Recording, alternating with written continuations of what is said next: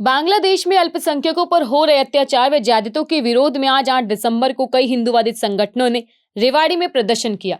अनाज मंडी के शिव मंदिर से प्रदर्शन करते हुए सैकड़ों लोग सर्कुलर रोड होते हुए उपायुक्त कैंप कार्यालय पहुंचे। उपायुक्त के माध्यम से राष्ट्रपति, प्रधानमंत्री व संयुक्त राष्ट्र संघ के महासचिव को ज्ञापन भेजा गया। ज्ञापन की प्रति केंद्र व राज्य की मानवाधिकार समितियों, राज्यपाल हरियाणा व मुख्यमंत्री हरियाणा को भी भेजी गई। बांग्लादेश के दूतावास को भी इसकी प्रति भेजी गई है।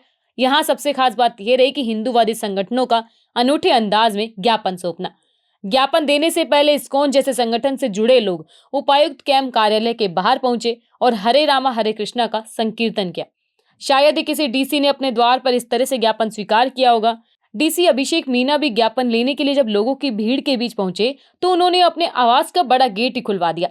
शायद इससे पहले कभी इस तरह ज्ञापन लिया गया होगा।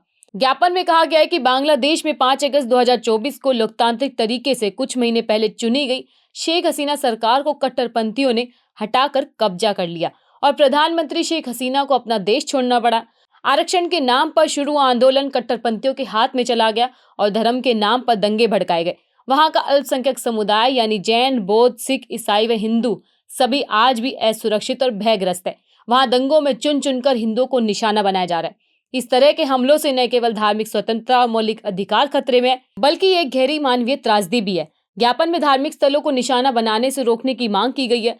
लोगों ने भारत सरकार से इस मामले में उचित कदम उठाने का अनुरोध किया है।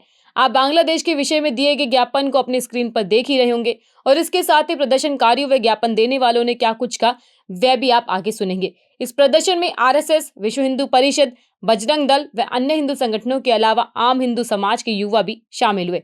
आइए अब सबकी बातें सुनते हैं। प्रधानमंत्री हमारे सनातन धर्म पर विश्वास है, 57 देशों पर विश्वास ना होकर के हमारे घर में रह रही है। हमने उसका प्रोटेक्शन दे रखा है, हमने उसे संरक्षण दे रखा है। आज हमारे इतनी हिंदू समाज के लोग देश विदेश में रह रहे हैं, कहीं पर भी इस तरह का कोई नुकसान नहीं किया है, देश की और सनातन धर्म की रक्षा की है।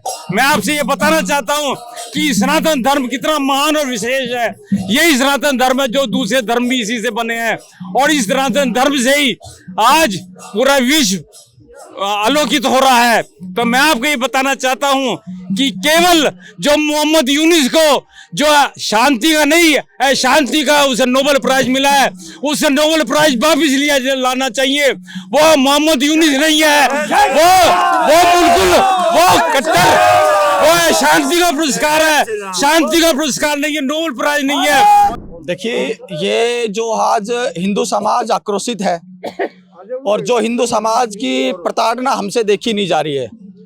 कितने देशों में हम घटे और वहीं पर कट गए।